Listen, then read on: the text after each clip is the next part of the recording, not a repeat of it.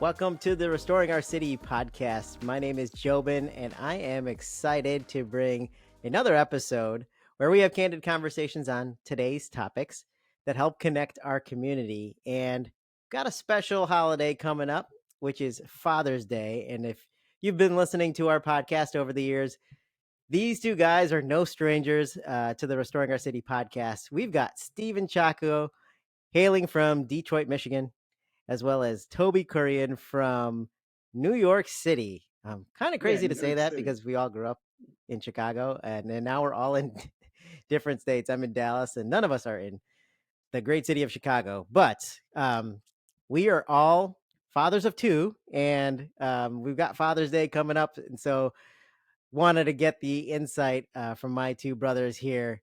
Guys, how are you doing? How's dad life going? It's good. It's been kind of crazy. We still have two children, but they're both potty trained, and that's been a huge blessing. We just recently potty trained them like 6 months, like 5 months ago. So it's definitely amazing now at this point after having done that. Potty training Yeah, is a game changer, right? Totally, oof, totally. isn't it?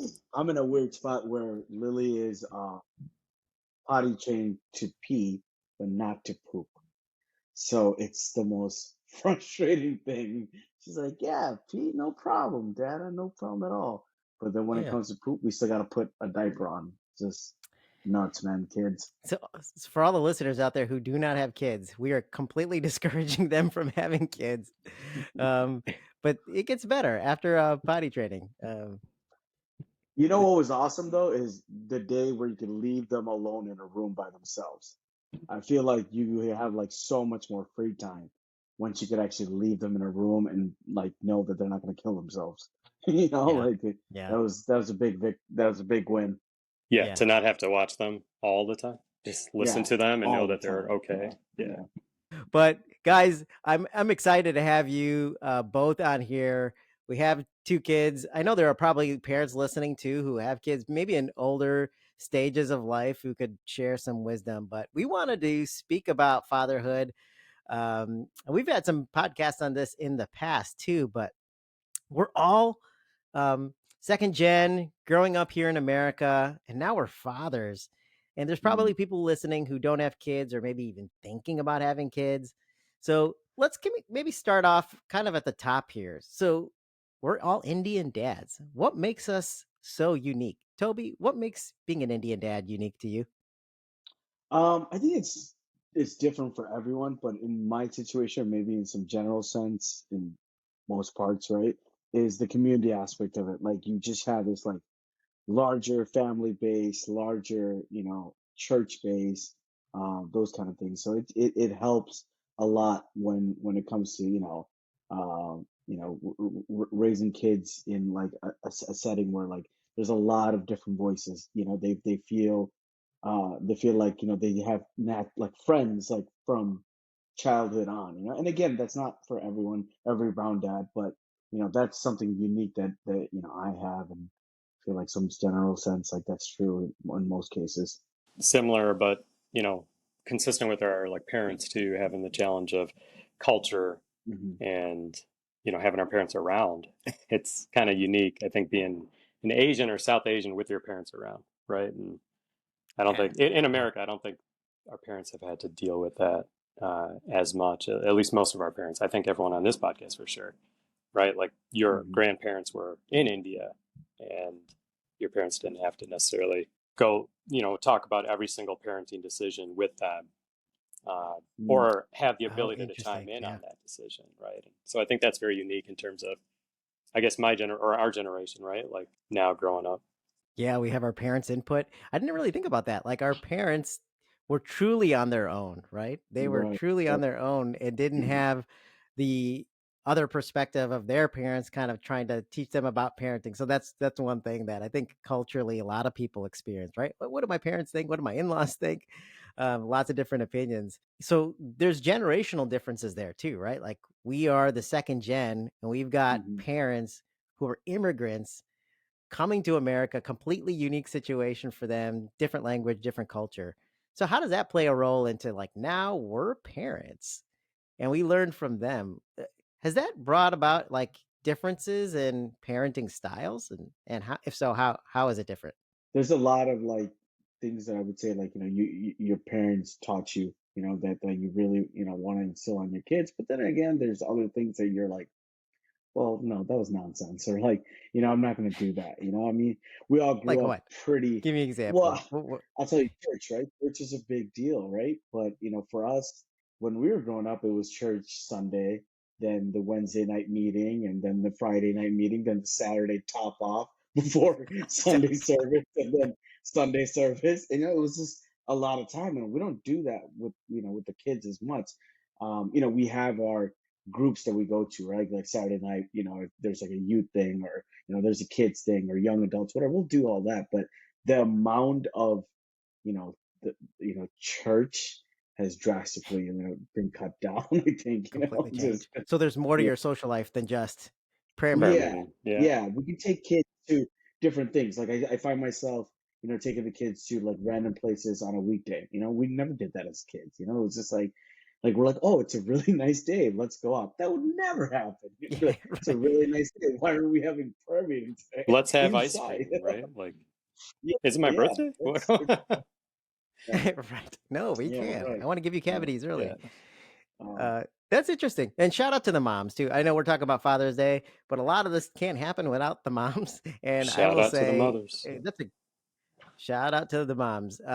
We didn't do get to do a Mother's Day episode, but I think even this kind of incorporates celebrating them too. But you know what? I think with our moms, I think you brought up a really great example. I live in Dallas now, and my wife takes our kids to like the city all the time just mm, because we grew up in the city. We're like, let's just jump on the train and go somewhere, explore a yeah. neighborhood.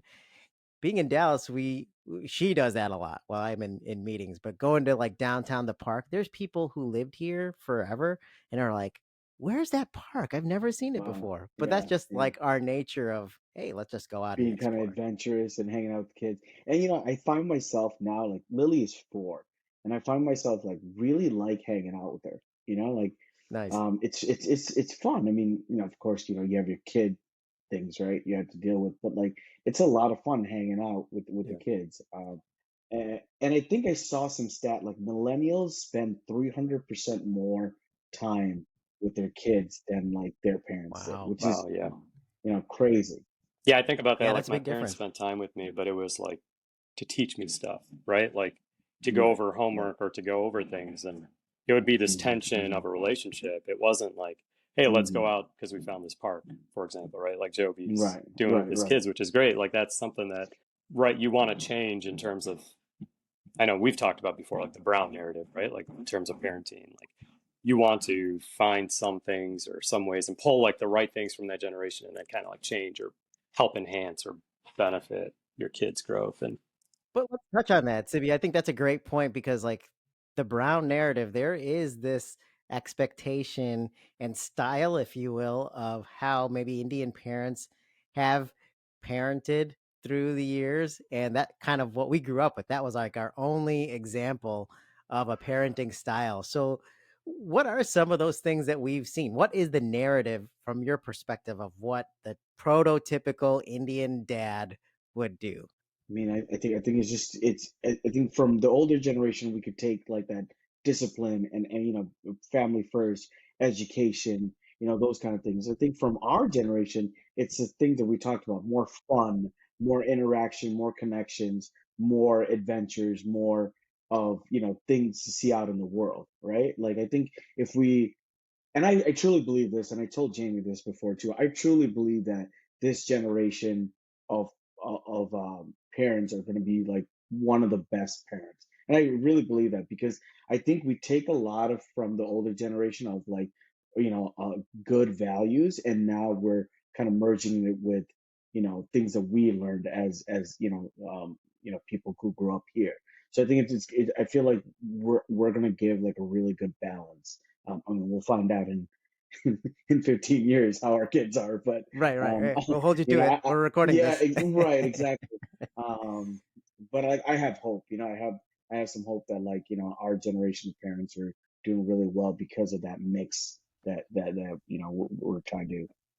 do with their I kids. was thinking Yeah. for sure, like discipline, right? Like that's a huge thing when I think about my like Indian Mhm. parents, and then respect, right? Like feel like my upbringing has always Mhm. ingrained that thought of respect, and I try to like pull that into my kids, right? And I think maybe I try to do it differently with my kids in that sense, but still teach them the point of respecting elders or respecting people or respecting your toys or whatever it may be. But like everything was like from an Indian father perspective, it was always about like he needs respect, or you respect mom, or you respect the authority figure, or whatever it may be. So in that extended into church, right? You respect the pastor, you respect these uncles, you respect all of anyone who's like 5 inches taller than you, basically. So, Yeah. It's Uh, pretty much pretty much most people everybody. for yeah. me. Yeah. Right. I'm like, oh man, this guy 6 feet. Criteria. Respect. Right. But you know what? Isn't there an element of a positive in that? Because maybe it's American culture too. It's very self-centered and identity focused and inward feeling focused, but Yeah. I think sometimes there isn't totally. that respect factor, Like, I mean, at the right? end of the day, like I think we're also preparing us for the real world, right?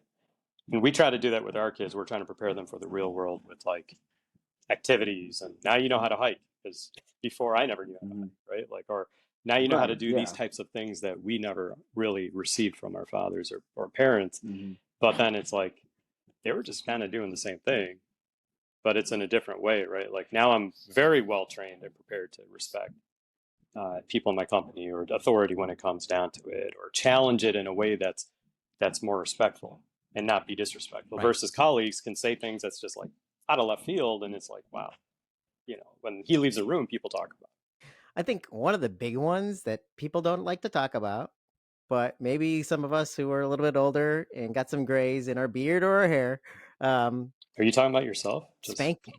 Yeah, all of us. All of us. Like spanking, like growing up, getting spanked, discipline in different Yeah. discipline styles. We live in a completely different world where some of that stuff is really frowned upon. So, you know, obviously some of that won't fly today, but what's kind of your take on discipline and maybe the pros and cons that we've learned from our parents? Spanking. When you say spanking, there's so many different like spectrums of spanking, right? Like you're not gonna hit your kids where, you're not gonna beat them, right? That's not what you do.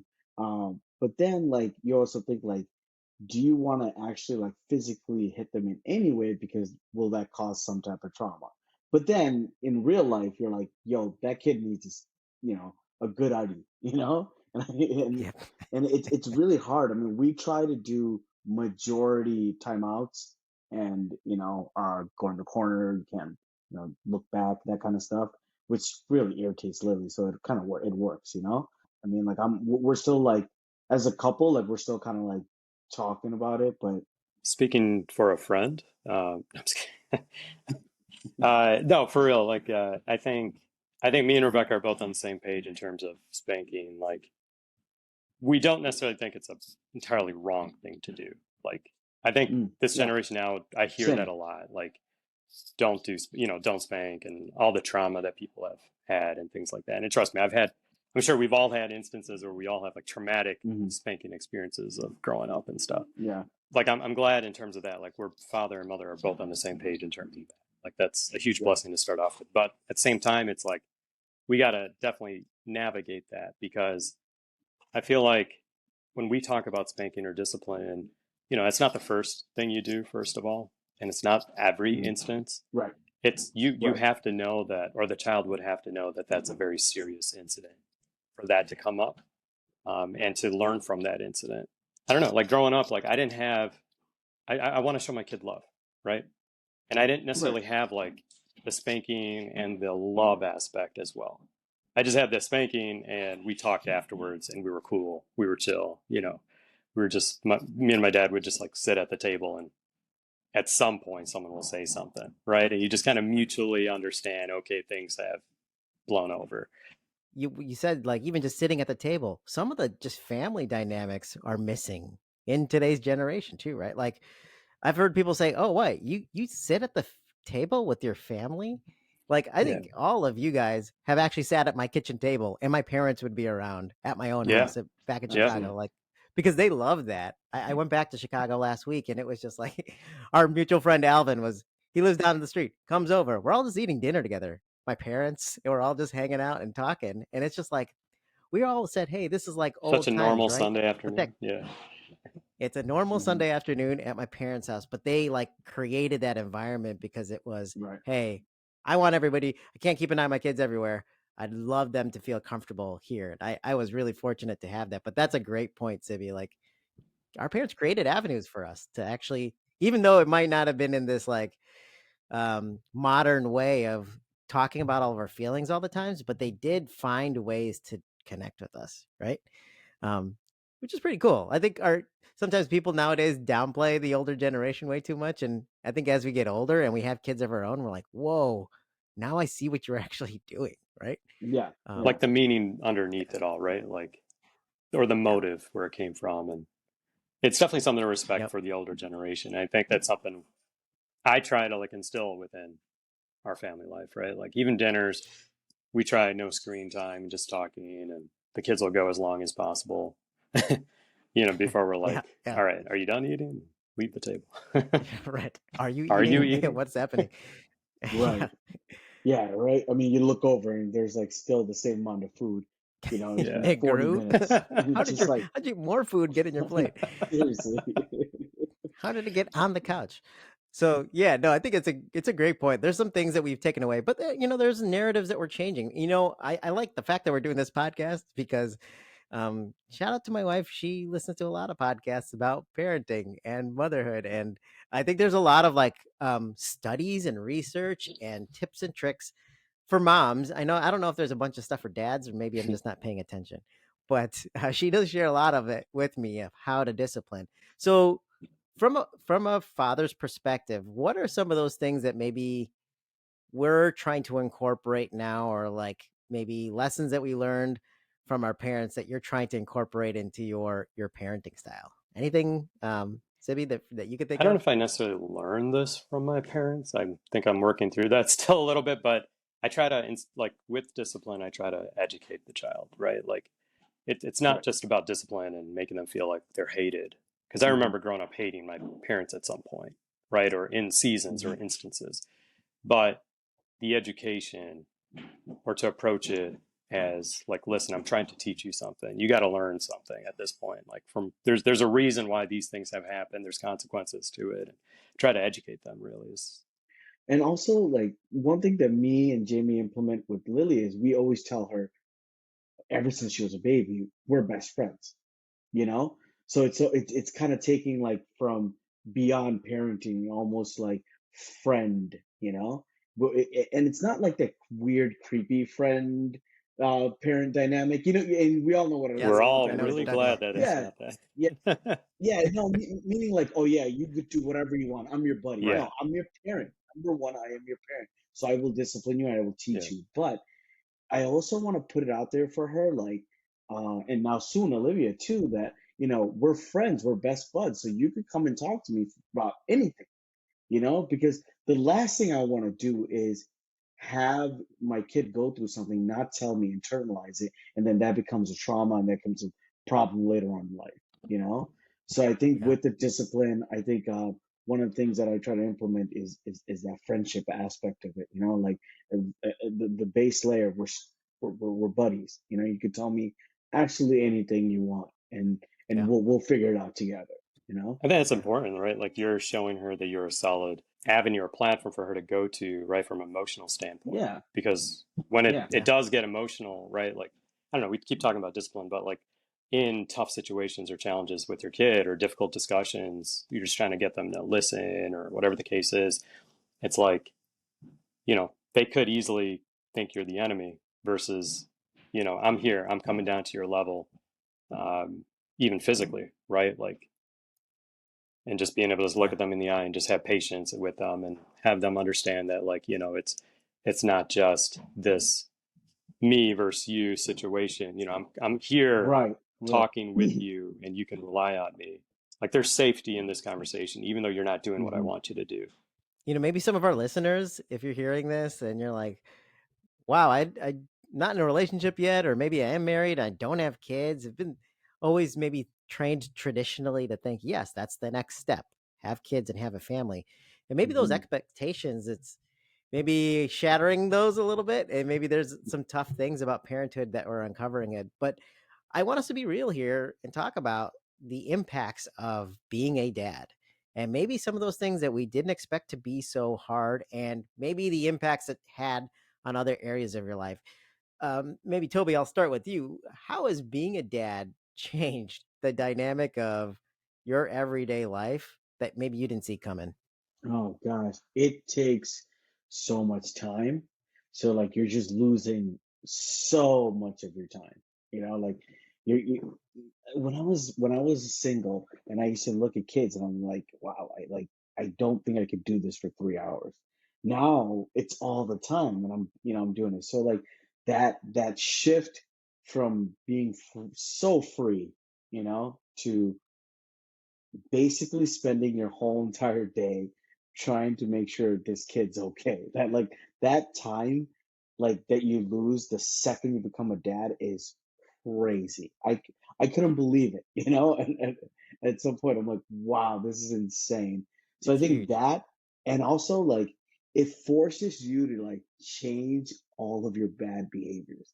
Not to say that like you're gonna become perfect, but like kids make you address all of your bad behaviors. Like, I mean, for example, like I have a, I have a temper and I have to work on it diligently, throughout so many different avenues, um, because I have kids and I don't want them to see that. Um, there's other things, that it was ingrained in me, but they were bad behaviors, and I had to address it, and it was painful. And sometimes you felt like you're stuck in the mud, like moving inch by inch, but like you had to do it because Yep. if you want to be an impactful dad, a good dad, like those are the things that you have to address and kind of take on. And then if you don't, your wife will make sure you do. So Yes. don't Yes. Your worry. partner in crime will shape you up. Yeah, absolutely. Yeah, I was just thinking about what Toby just said at the end there. I totally agree in terms of like you want to be an example in front of your kids too. So the conversations that you have, how you talk, how you treat others Hmm. definitely changes, right? Because you're telling the kid or trying to show them how to act.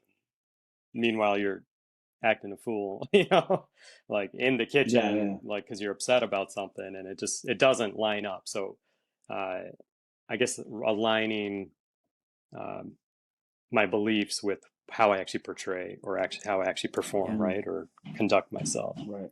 Um, And you know what? Can we like put to bed this narrative? Because before I had kids, I had a lot of little cousins, and I thought I could do this. You know, Dude, no. I hear that. Can we just tell all the listeners who think, Yeah, not hey, I'm an everybody. uncle, I'm a cousin. Yeah. Sorry, uncles. You have all the fun times. Yeah. Trust me, it's totally it's not different being an uncle. because I remember Yeah, being an uncle for a absolutely. while, right, with Benjamin and I lived my brother's kids, and it's like you can give them back. In fact, they're not your responsibility at the end Yeah. of the day. Yeah. They're truly They're not. not. Like, They're not. You get them at the peak of like, oh Yeah. wow, it's playtime, and I can Yeah. play with yeah. you for this designated amount And of as soon as time. it got annoying, I could just stand up and walk away. All right, I'm gonna go home now. Goodbye. Right. And take your dirty little Yeah, kid. exactly. Yeah. All this to say, we do love our kids. We absolutely, Absolutely. I think, Yeah. yeah. I mean, I know I think we want to set a realistic expectation, because Right. even with all of those challenging things, we don't have time. I think that's one impact, obviously. Maybe even our social life, friends, to spend time with our friends whenever we could. Hey, a few friends texted me a couple weeks ago. Hey, we're in town. We can meet around 9 or 10. What do you think? And I'll like my be in response bed. is, I have Yeah, two you're like kids. PM? Yeah. Right. PM? What? Don't you know that's People when we go lay out to down bed? and or that's when they take a Be bath? happening. Maybe if I didn't have kids, just because they're getting older. But like, it's completely social dynamics, time. Oh my God, But like, yeah. even with all of that, what makes you say it's completely worth it? Honestly, for me, it's been like seeing myself in them, or seeing my wife in them, or seeing my parents in them, just like different aspects of our family, like in them. And some of it's like not taught. It's just genetics. And you're like, oh my God, like they had no idea like we think like that, but they said it that way. And it's so crazy to think of like how that really works. And I think even my wife, like, right, being a doctor, it's just like genetics and how that works. And for her to admit, oh yeah, that's totally genetics, when maybe before having kids, she would have never thought like that could be transferred through genetics or something. Like, it's like Mm. an entirely Yeah. different aspect of seeing the kid. So yeah, I think like seeing that little human or little person just walking around like a mini version of you, it's like, and some people may not want another No. mini person of them. I mean, to be honest, it's Yeah. like, maybe you're at a stage in your life where you Which I don't want to feel touch that. on. Like, I think that's a great point. But Toby, I want to give you a chance to speak to that. Like Toby is a with mini all the version of difficulty. himself walking around. Yes, Toby. Yes, that's it. Yep. Sorry. Oh God, I hate you. Can we talk about why I don't like Sibby? Yeah. That's a topic of Fatherhood conversation. 102. Yeah. Right. But yeah, Toby, I Yeah, think I I don't commented know. on I one of mean, your pictures, like of Olivia. I was like, she looks like you, but Yeah. cuter. Like, how yeah. is this possible? 1,000% cuter. Yeah. Oh man. I think, geez, I don't think it's like one thing. I think it's a lot of things. It's just, seeing someone like Sibi, what you're saying, like seeing someone grow into the person that they are, that's kind of, great. And knowing the fact that like you are instilling things inside this person. So, they kind of their number one source of information, which is crazy to me, is myself, and better would be my wife, but like some of it is me, and that's crazy. Like that's who they're gonna be, because of like the things that you do will impact them and make them grow into who they are. And again, then it takes me back to what I was saying earlier. Like it makes you want to be a better person, right? So like it's this whole cycle. It's like you want to be better for them, and then you ended up being a better version of yourself because of them. So like you share this insane bond, and then I guess that's what you call love or whatever, but like and then there's the little things, right? Like you're doing I think I posted a couple of weeks ago about how I love experiencing things through Lily for the first time. Like we took her to a friend's barbecue, and we had fireworks afterwards. Like the guys, they're younger guys, right? They went out and got fireworks, and they started doing it in front of this little school in front of them. And like Lily was just like experiencing this, and I'm looking at her. I'm like, wow, I could see, how this impacts her. She's excited. She's a little nervous. She's a little scared. And like I'm just like like seeing all of that through her. And it kind of takes you back to when you were a kid, like Yep. that little like kid inside of you, right? Like same height since then, but same, but but yeah, Mentally, we it's grew. yeah, mentally kind of. Um, but yeah, No, that's that a great that point. that's a big one for me. I'm glad. We obviously enjoy being fathers. Um, and one thing, it's definitely a unique situation, but it comes with a lot of responsibility. And it is definitely something that I think we all take super seriously because it's a human life. And there are situations where, people think about having kids and maybe it might not be the right time.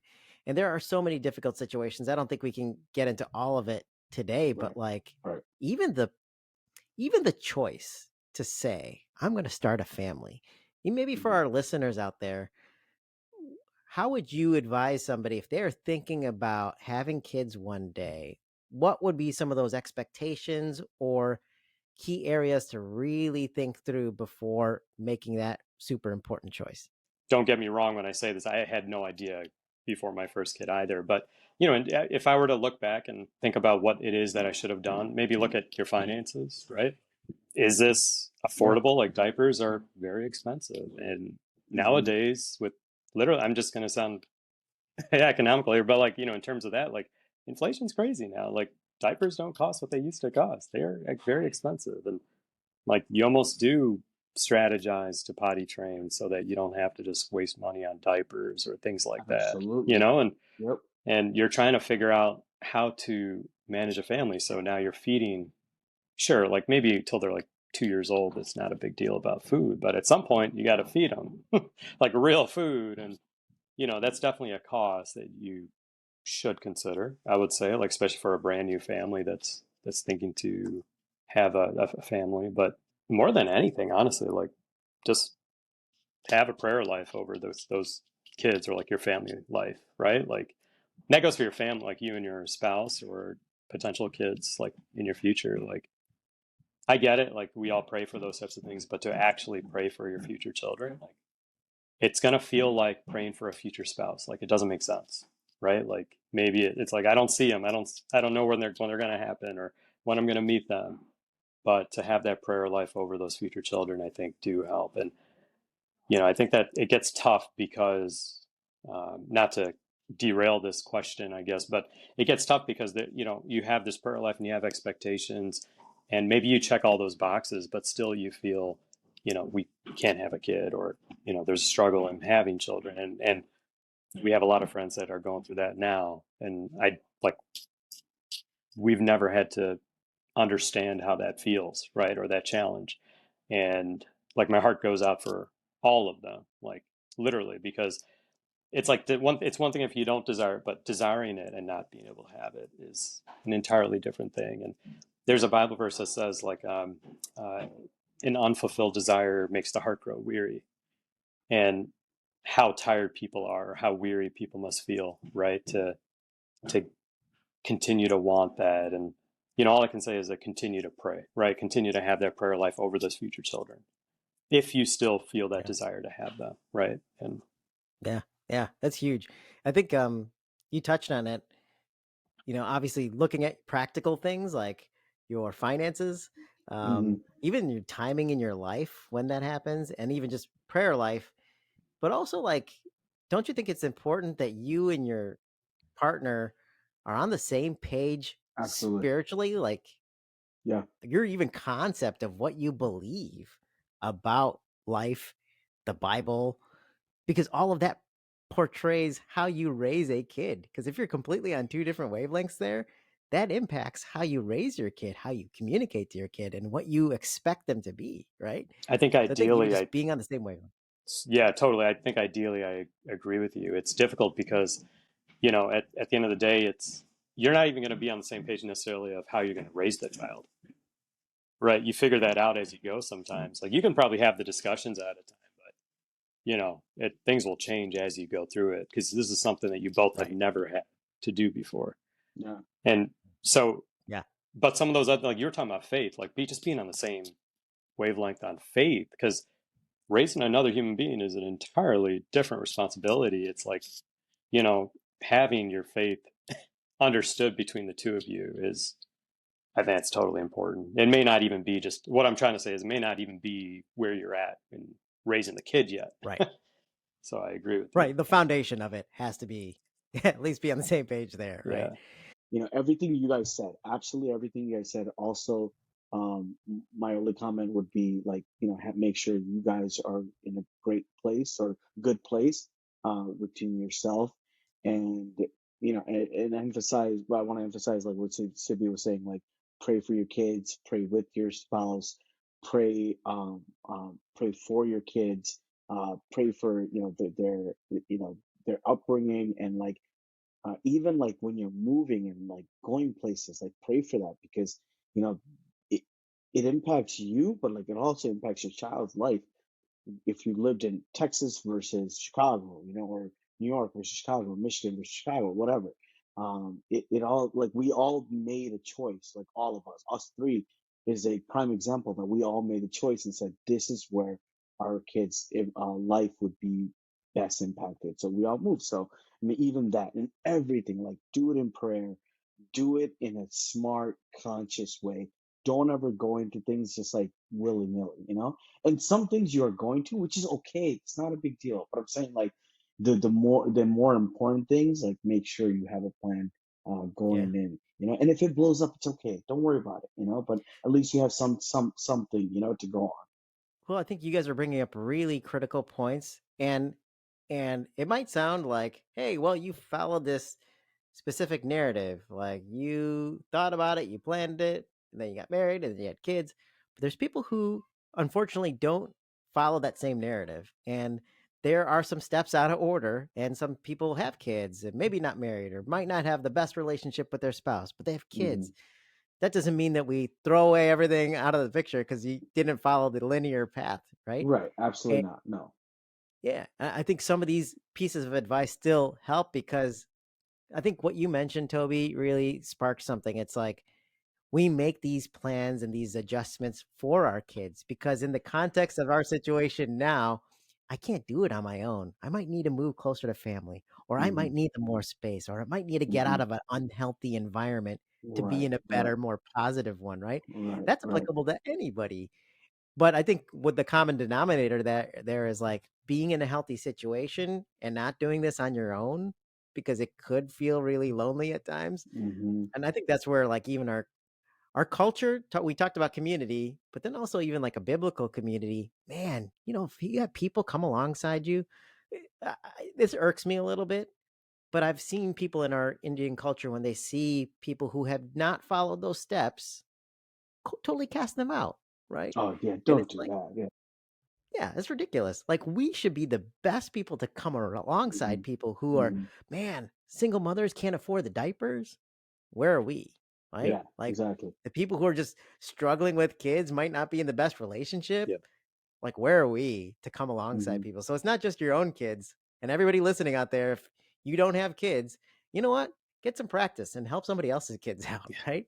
Like babysit, be a Sunday school teacher, do something. It's not going to replicate exactly what having a kid is like. I promise you that. But it's like get involved in helping. And I see so many people joining youth ministries, children's ministries, all that stuff. But like, man, it goes such a long way.